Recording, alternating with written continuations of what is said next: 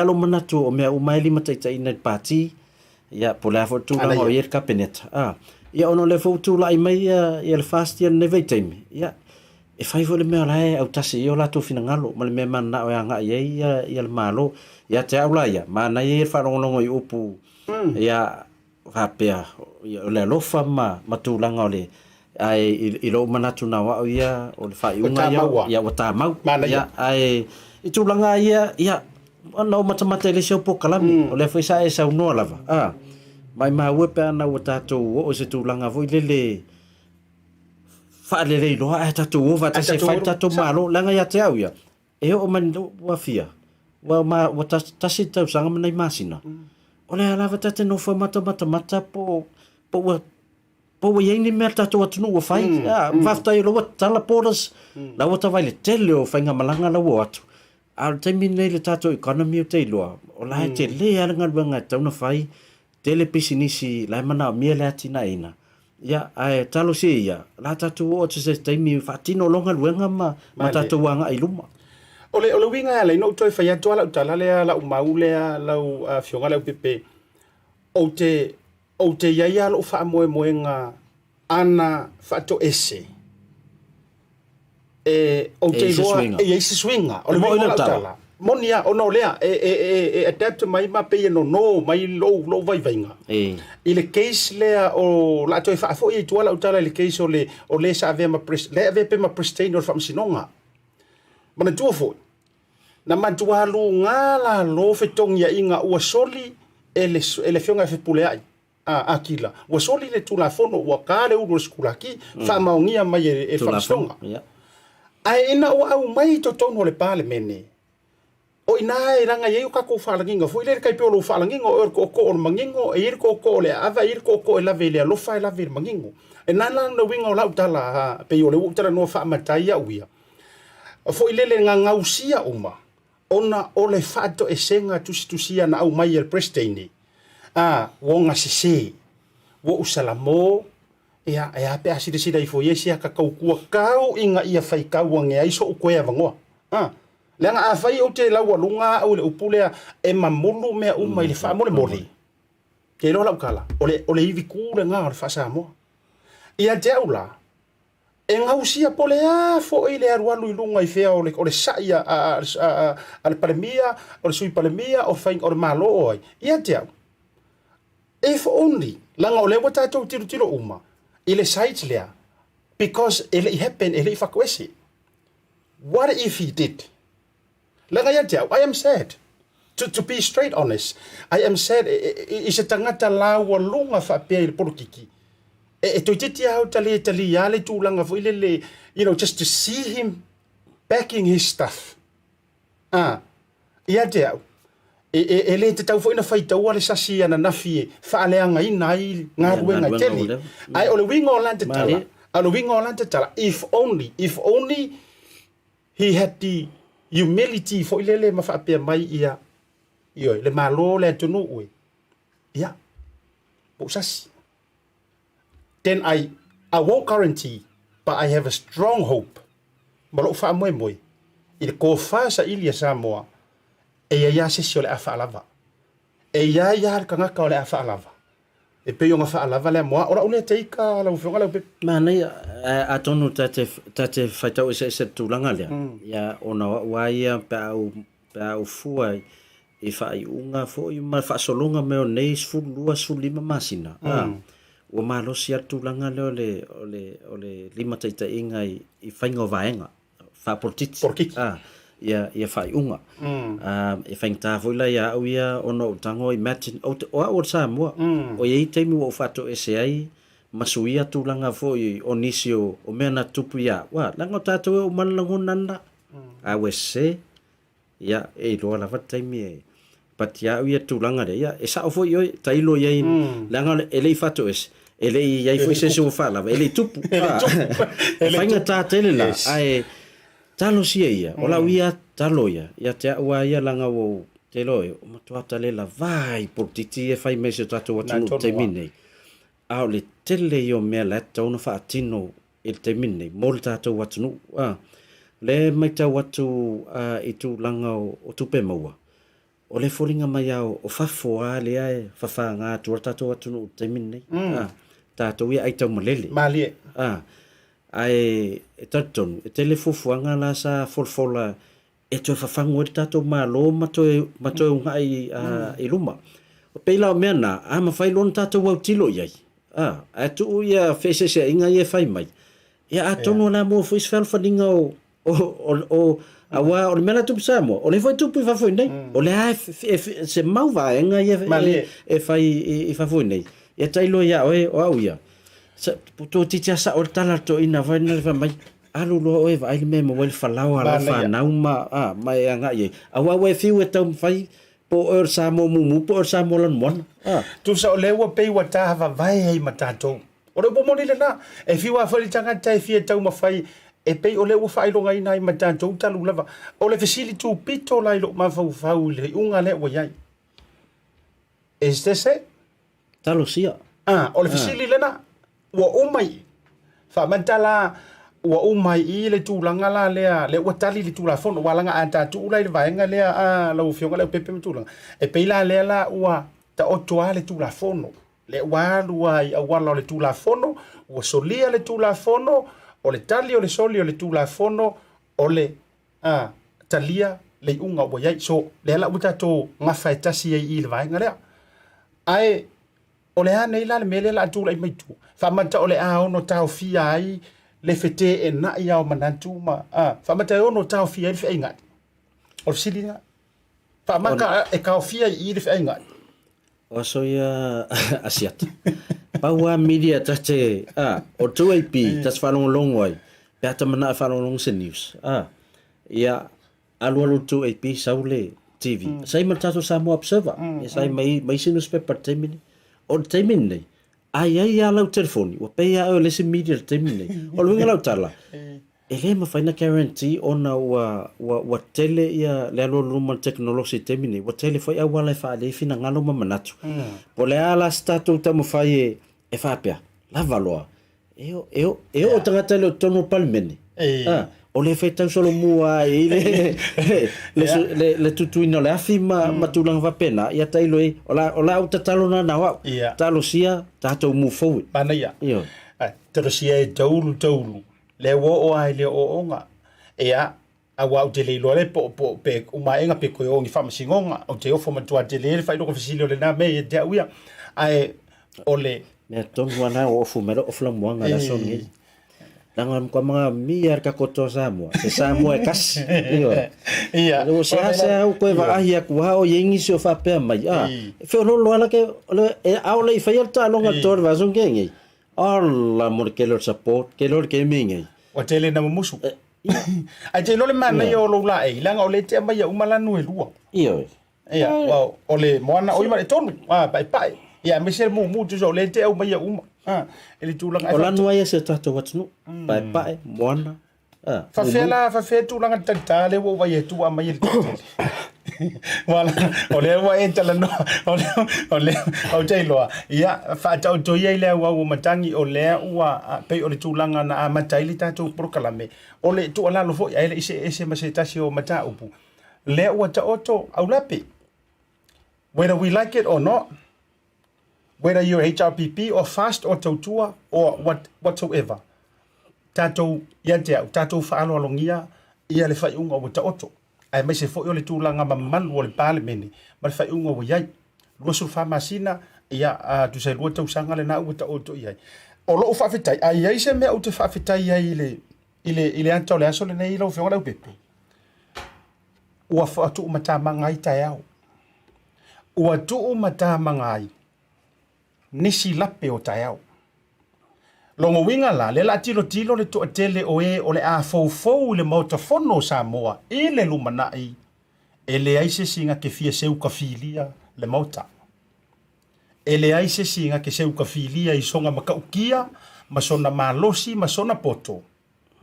E malosi lava tu la fono tu mau.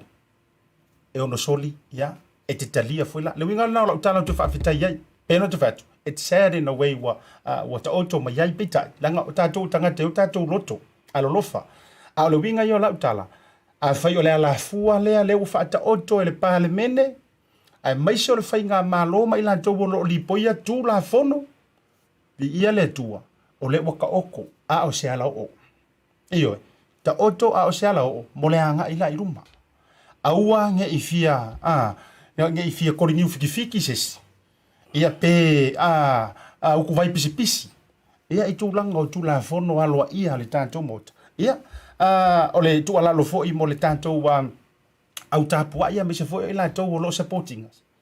I think we need to come together now. Ia sanga ia ne ai o le tai awa fo i ni tūlanga o tātou malo ma le anga i ruma ma tūlanga ia ai o ia tātou te fe tō na ima tūlanga fo i le lo le fetong ia au te loa la tā pe se vai ngai te toi fia salangi ai le tūlanga le ata me ilo to Samoa. Asiata o le winga lau talan move forward. Whatever not to fear move le to Samoa. Ai whaftai tūlanga fo e sa o le lau sanoanga. O le o whatatia ia ngā whono ia. A wata au. O nisi la me tupu mai. Le wai loa lau ia ngā whono o mane. Lima taitai inai foi. Ia tūlanga foi o whai ungai whai. Ia ai sole. Se tatou au. Ia la tabe mai le. La ka mai i le tātou to Samoa. Awa o le to Samoa. Ia o le toa ka kou Samoa. Samoa tasi. Ia. E le lua. Wa tele a le langa o manantua me se fo i la tau. Ia o fo ia i la tau kui whakoli o ai ia i meo mamanu whatola o ai na matautia na o le o tangata i wai ai. Ia tailo iei. O le o fulu te o funga. O le o fulu lua fe su fitu. Mai. E le o fulu lua fe lua. O le foi la fatoa o ilo atutu langa lewa au mai foi lunga le tofine a fotino i le tulanga fa pe mai ele o yese upu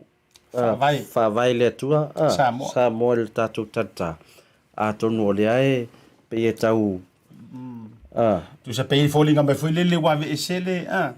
le fa vai le upu fa vai le tua mai le design mai le asa tauna yai ale o yai le o tata malai la le oi o le au ngala na la pe to so mai pe ua sui ia au me le ton suia ia tailo ia la so fina ngalo para to fo le la utali tutusa le ia fo i marisi mata upu na au mai le tausanga le na te nei le ngol fa so na il tangata na meli mai ma fa so mai se fa le jesel tato manu Samoa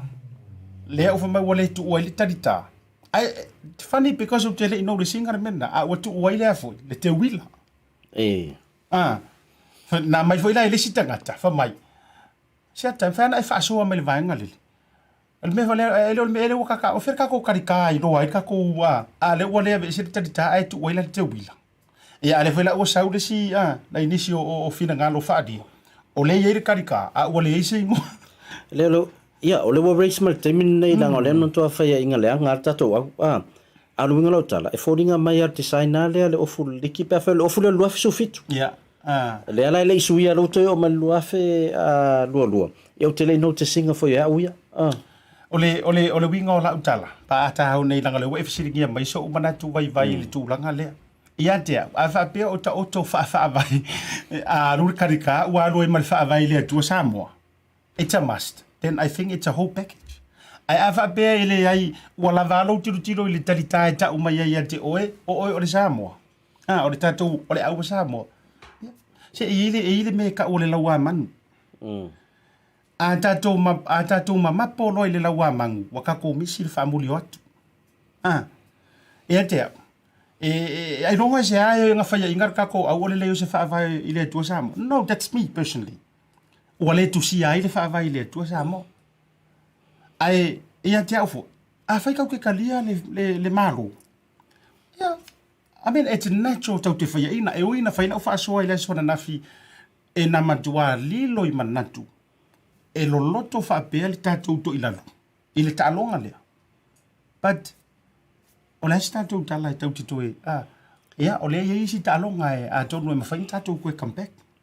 Ai se mea pito i sili na tāua ina ia toi whafangu ai tāpe nanga o tātou au. O le whaia ina len whaina. E leo se whaia ina voi le laititi. O le whaia ina e wha manatu ai. Le tāua o tāpen penanga. Tāua lo wha mua le atua. Tāua lo wha mua Samoa. A whai o lena alu atu e te latu e te ta alo ele ato uma mea na. taua foi lo fa taua lo ainga wa la tu ia tu mut panga ta ilo ye o tamane they're professionals yes e fa ngata te lanta tu taliena le atu nga performance pe a fai o professionals uma ia tangata e tono le tatou au tangata ta alo lunga le first grade le NRL yes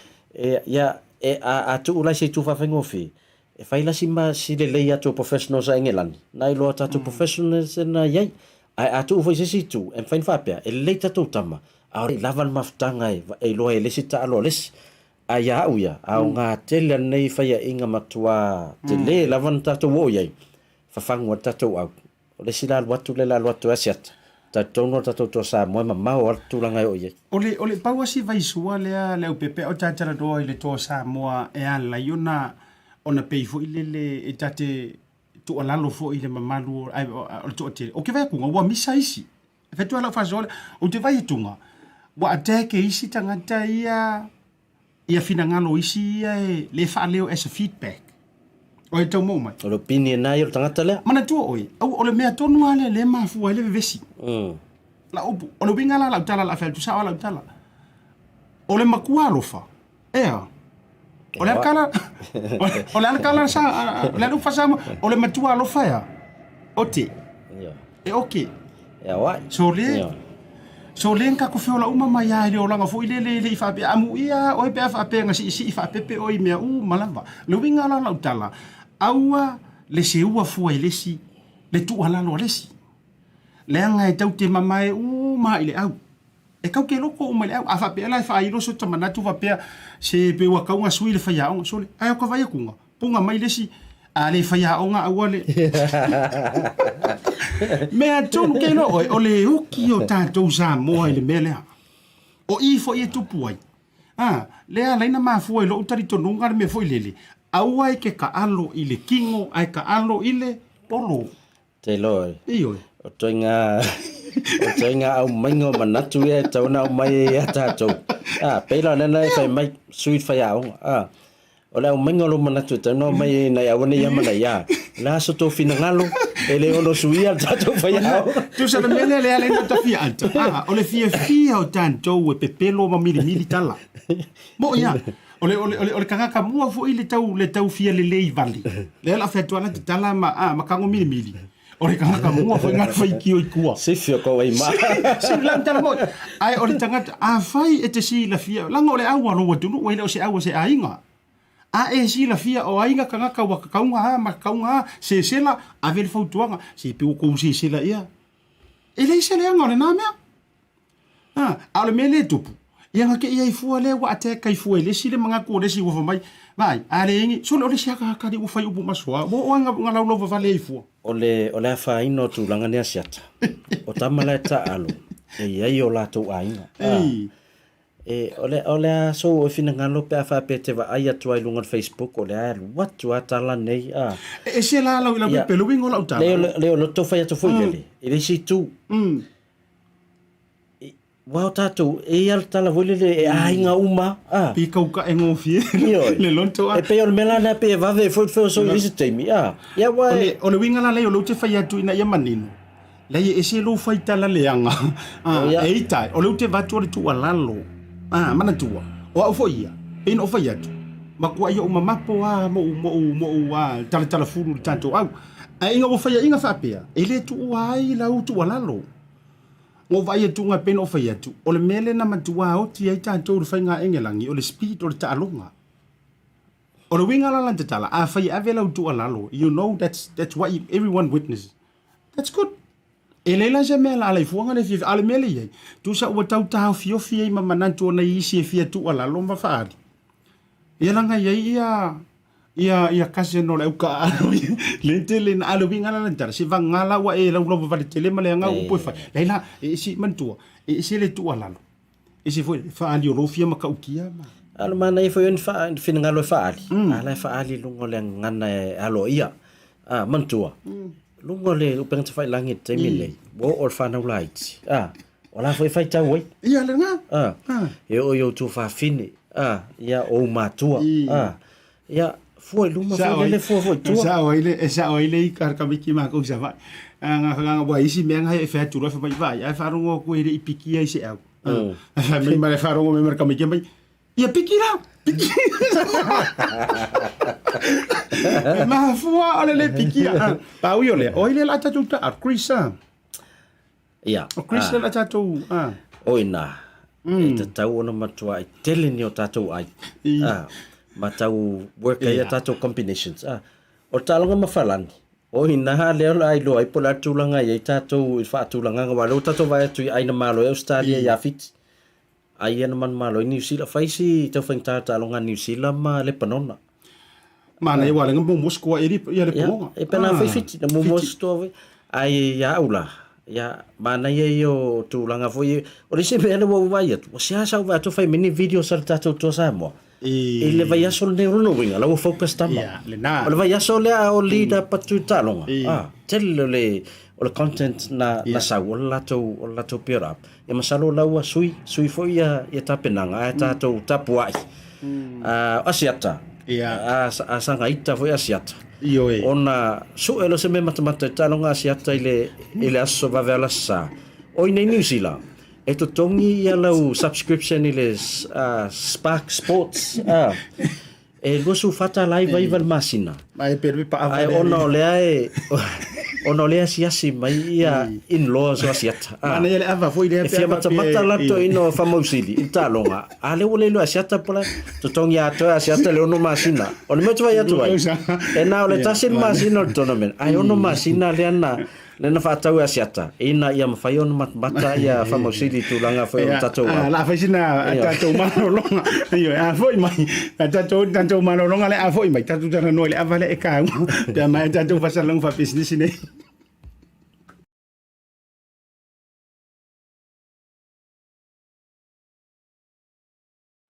The reason why I love Talofa Voucher, it's easy, it's super easy, it's convenient, and you can basically order anything online for Samoa on your phone and really right here from my couch. It's that easy.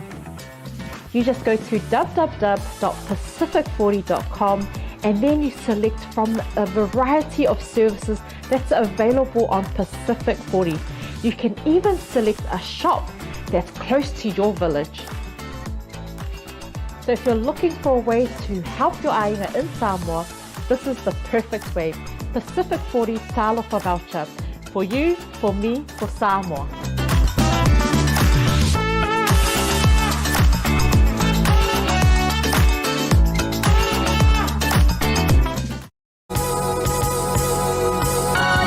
O le tautua ma le auaunanga o le Maota Samoa Service Station nei tuanai matu. Mātou te utuina lau sā ma le tele o nisi matu auaunanga ese.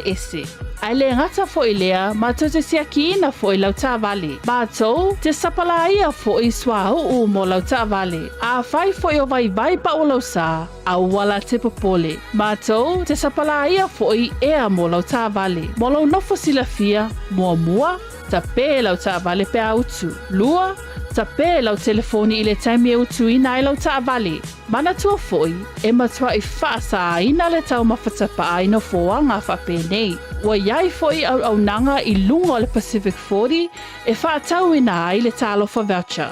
Maota Samoa, o le Maota mo Samoa uma. Mātou te fia e au na pia mo o Samoa, whawhetai le awhio mai, we'll see you again, and God bless. Taibole wa jilea ua joy valu minuto de jalo li tu life tu tali fitu fa mai ale tu tu male undanga me se fo se ma programa le divanga o le afi a o man tala no ayo le wo umia le pepa avausi le nei mai le vio anga o sa manta itai le motutele sa la fai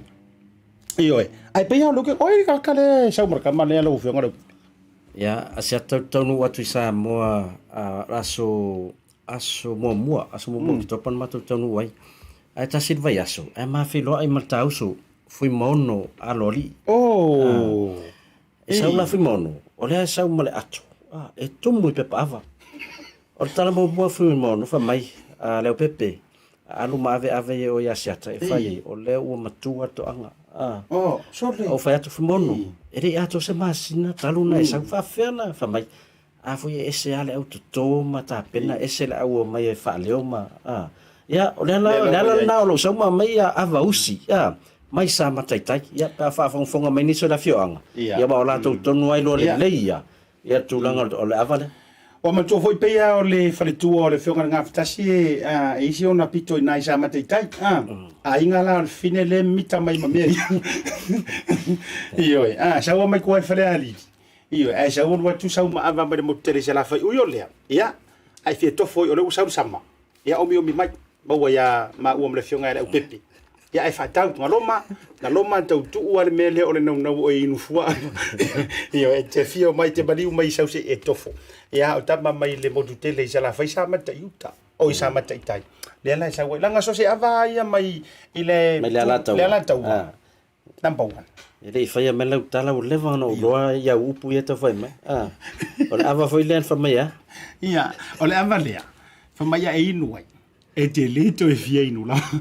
te leto e fia misa te leto e fia te fai mea e te fai mea fia e te leto e fai mea ita a talo fatu mo folo fatu ia te auto umarunga le tātou porklame ia na le tōrau lau o tō suafa le tō tele ia ai alofa anga na e mese fu o le nea so le tātou porklame ai al taurunga tuai le vaenga o leu te tau waalongo e fai le teofoni auto a le skopa ia a o whaafonfonga mai foi sui o le tātou skopa ai tono New Zealand nei au se tālia po whea lava lea te iai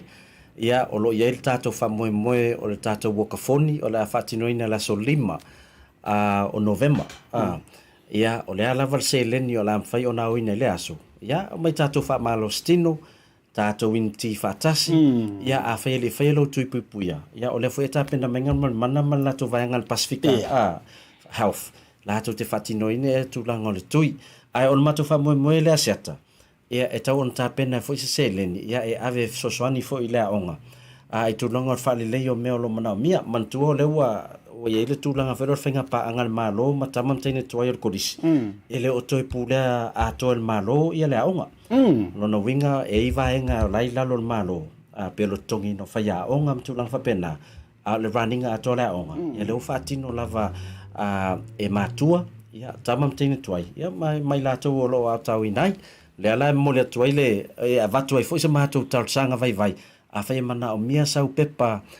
o le wakafoni ia whaafsota i fo tātou postal na en whaen whaafsota i fo alui fo tātou ofisa fo i mangele le ofisa te tisau na mangele a le Maota Samoa e ma whai ona whao o tuai lau pepa a i fo i nia walo po niso tau a inga o lea onga temi nei e ma whai fo ona vatu pepa tu se ilo lato ingoa o lea lavalo tau ma au masa o tau fo ai ia la whaape fo ona wha leo lava mo le sui o le tau a inga o lo a o tau ina le koriso Samoa ia wase tātou mea lofa mo le tātou a onga malol na tātou lango sua fatasi le na foi famoe ia me se foi o le famoe tama mateni tuai o le kolisi o skopa ia o kolisi o Samoa o tilo foi le te fafonga mai o lai ai alo mafana o lo auto wina le te mile dei ia o mea le uma walantina ina ia o le tautua i le anta mai ia me se foi o le malama ia o taita i o le luma na i mo le fana o me so le o ngai Samoa mo le tu famlianga o le aso soifua le po ia te o le zona nafi o le tausi o le tofa ia sa ili malo ile aukuso le tausi ia ruta ia le na atoa ile asona na fi ia le lima se furu ma le valu I think taupa ula ve te ia e momoli tu famulianga mai le proclamation te ia e me se foi ia o ma le fenga la pipi ia ma disi lava sa fa ilonga ino to was soifua e le ngantala le asona na fi ia e me se foi o le nei aso ia whamaruia le tua toi fua ini si tausanga se tele ia mo le tautua ai me se foi e soifua ma mafuta i ainga ma whana Tasi Market mo moli whamalo ma le whaafteitele o tātou company la kono so beso tātou major sponsor sunga le whawhengainga ia rarin tole a foa tupai Larry Levea ia ma le whalitua ia Helen a me se foi le unanga i tātou whaloloa le nai dolu sa ili iai o loa mai Samoa ai mai se foi o Tonga Fiti manisi o atu moto le Pasifika ia ma o loa tu tonu o New Zealand dei ba wa le fale o loa tu lo ma fau le Tasi Market i o tatou no fonga na ma fai fona e vala au iai ia ma fisili ai mo lato o nanga me so tatou o loa fo ia mai Samoa a fai tau sa ili so awala me se foi tu langa i tavale ia mo le dei foi vai tau le soifuanga i le tau ngata le Kiwi cheap cars ia ina Great North Road i Glen Eden e te asia tu ia le te le ka bai kamala kiki vo ngai au pepe le fai le au upa taxi ma tula fa pena fa so ta ile talenga ia ulungia ma fai pe a fai le so le sene ma fa no la to fai se le sene mo oe fa li liu le sene ma fai fa fa tau se ta vale ai la to te la fo fuina lau ta vale i Samoa tasi le au nanga manaia e te su ia fa so ta ile numero le na o lunga ile ta to screen fa tai fo tato company la no so property brokers and realty Samoa Lucila ia le tabai tai la le fo ia tau fa tau so fa no so fa le pio le fionga au pepe Samoa ia fa so tai le unanga le mai se fo nei vai tau so fa o le utatala le to fo ia tu Samoa ia le se me alo fasili ngai fa poku mai ia kai mur koviki nei lo fa tau lo se fa no po se fali ia ai me se ma tau ma mau mai sis fo mo mi lava mo taulaga whaatau ia pia. Pacific 40, male, tā lofa voucher, ia e se fole au nanga i Samoa. Leo pepe, waka o mai i le Pacific 40 wa langa o fionga o le lipoli. Pana ia tele le o nanga le na tātala noa, ia o i Samoa i tūlanga fo i le leo le whaia to le voucher. Ina ia te tongi ai kong kalake fo i e suaina ma tūlanga whapena. Ia ngā mafa. Suaina whanua, ia ma tūlanga o tāpena ina fo i o Maota malawa i tūlanga pa whapelai whainga ruenga. Leo e tātou company le tau whamautu mai le tātou whainga paanga. Lona winga e mana o eisi masini alu e suar whanua whaanga tasi le lei ma tā pena wasanga luenga. Ia e leo toi umi. E whamautu lo tūlanga le peisa o atuale voucher pe fia lava i tūlae e mana o miel masini e whaatino nga luenga. Ia o lela peisa o atuai nei alu sa o alu tupe e le company e ona masini. E le o alu i sesta ngata sa wai lola ia le il company. Awa o le feedback sa o mai. Avel tupe Januari e o mai nei au ke topa o la ele minoi as ele suai na alfanua ele o fa ele si me ai o tato company la ele ngata fan fatino ngal wenga tono por fai fatino ngal wenga ai sala fai o stai me ona fai lo tu le fa penala tato LTA tongi na tu nei o le voucher e pasi ai ta vale o le fai ngol lai sene ia mai sia au nanga ese ale LTA la fatino ia ona o sanga mai financial manu latunu pe ma fai ona tongi sa o se vata mota vale o lato ai ngai Samoa ona tu langa lava na tasi o fiu e lafo ia se leni e fa atino i tu langa ia ai umai fai pasia lava ta vale ia o fa nga isi tu langa ia o la la fo na ma tu tam fai au mai ni pa anga se tele morta lo fa vata fa fai ngo fie mota tu no fa ia tunu ma lo ma la ia ma le o nanga le fit fa fo mai ia ua tala la vai tua le tūlanga le unanga le Pacific 40 ma le talo fa voucher. Ia vai la i le vo i ua ngai anga le power me lo le ai ngai Samoa le e vel ta vali o adtongi e tu le lista la ina ma tūlanga fa pena le LTA. Ia te fio lai i le te le fa ma avenga. Me se vo cash power ma tūlanga u ma fa pena. Ia te uto i le talo fa voucher. Nga vesidi mai nga vili mai ia le vitalenga ia voucher ua to lupi ia te ona lela. Ia li tanto wa ngo lupi foi voice. O le tau ta pena foi le malanga i Samoa. Ai mai fa fisi talo pipi. O tau le tele ni foi le tulango ai ngai tau fa moe ai tau singa ma au ke fia mala mai fa fena fa ni o fa tau e fa ngai na le talo fa voucher. O le baenga ta ua lava ia o le ia yo sau bank card i tulanga foi le tongina ta fa pe le te fa tino atu nei. Yes ale ai e lau internet banking. Ia na yanga isa o le lungol tato Pacific 40 tato website fili po fel faloloa o la lata i lo ai ngai Samoa. Ave sa o le vato i folo lato piki le me mana oi o le se senga nal matu tua mai si tua o si tua e piki atu tato i fafonei le mea e fa o ngā le vanga le Samoa a o tato talo fa voucher e pei atu tato le voucher o i folo vanga le Samoa e piki le me mana oi e fai ala na pule ala o e po feo mea na e lua e te whaungaina a e pei o le tulanga na o whawhai ngofi o no tato ai ngai Samoa e te me vatu e tato o loa si ato ai nei a e lai mi seta ma voi lele o le paunga whalau mata o le paunga suka o le kali o le angi a o mea na le mana o mea whatinoina e mana o mea la tau mea la itina le alai ngā o ngā le tato voucher o le ala foi lana whai paanga foi whaloloi nui tua i wa mantua e alu e whalau whatau pe se furu pe lua sutala o le tato voucher tolu sutala ala whai ona mau ai le paste o le pulumu se tu lau fasimoli mea le mana o mea ia sa uma mo le whawhai ngofia ina o le tāua ia ja o le vaisua lea ma le tua E karo le lima le fiafi po le afolefa le lima po le ongo kapungi ke lo fale pia le toianu pasi e tatou mai no itua. Ai o le tau o le voucher. E mawhainga e sa vali le whara loa le nai li tau fio anga le whao ngai nai le tau tua le Pacific 40. I ke rula e mai kamale le sa ngoi le whio ngai lau pepe. Ua mao le whainga o lau suaia. Ai o mai ngai li se masima.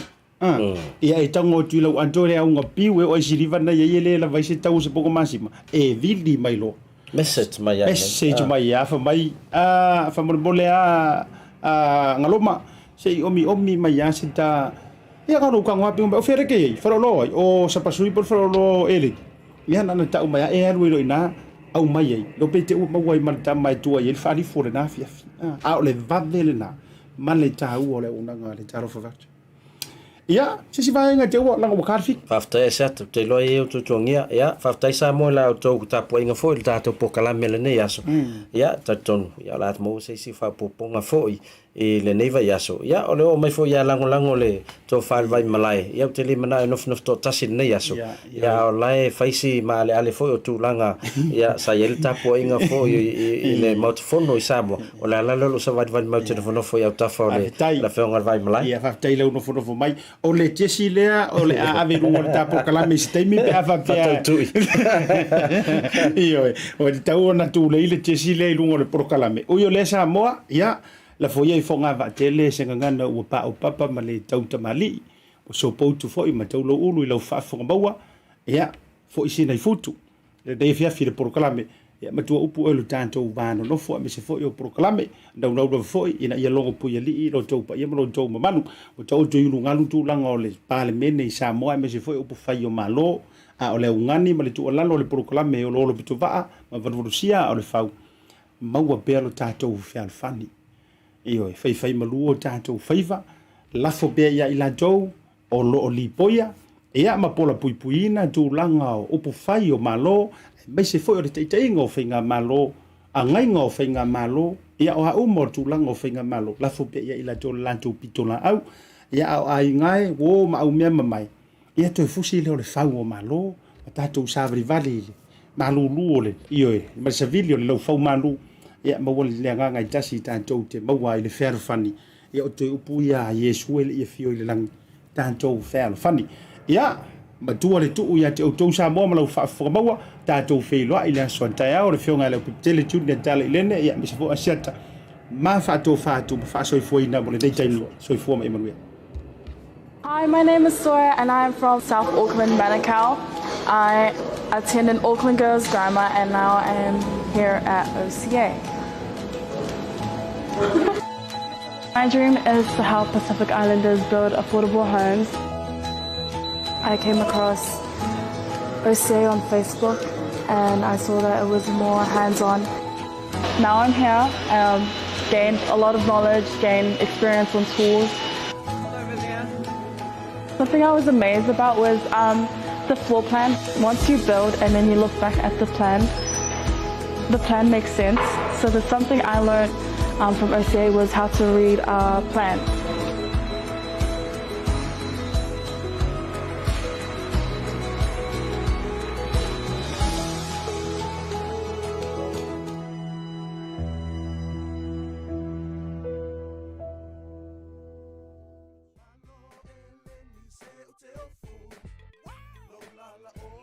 A fai te mo mia o loa mai Samoa, ma nisi o atu moto le Pasifika e peo fiti matonga. E na o le Tasi lava le marketi te mo mia, le Tasi Market. Tasi Market, e le ngata i fua whatoanga, e maua fo i a fee, ma isi me tau mafa mai le moana. E pea ona ufai ati, e te maua uma o loa mai atu moto le Pasifika. O le talo le te sila mai ai, numero Tasi lea o loa sa palai mai le atu o fiti. Kako karongi ue fo ia yasoi. Maua foi le umala mai tonga. E le gata ilea, mo ila tau e fia le tātou tama o le whai. E te maua umala vai Tasi Market. A wha fetu langa o whaalawe. E sa o le lei, e maua tātou pusa pisupo. Tu ai ngā le lei ia leo le pama. Le gata foi lea, maua pusa moa, i so si tu ai ngā sizes. Wha pe foi la kako pusa siu pipi. Anse mai ngar ka pusa siu ngar whabule mole. Tai. Tama ia mo fara la vergata foi leo pusa pepe il Tasi Market. e maua fo'i ipu mo whaalavlave in bulk i le Tasi Market. Ia le nā Samoa, a mai ala o na whai umalau whaatau i nei le o nanga le Tasi Market. Aua nei e tu muli, ai alo whai nei o tātou ai ngai Samoa o le whia ngai Markoviti. E iai fo i le lātou o nanga ua tā ua le MoneyGram. E lafo ai tupe mo ai ngai Samoa e le ngata o nisi o atu motu le Pasifika. E tasi lava le no whanga i te whai ai tūranga uma nei. Le Tasi Market, whale o loi Messi Road i West Auckland, a le ngata i leo Papakura i South Auckland. Can you be my wife?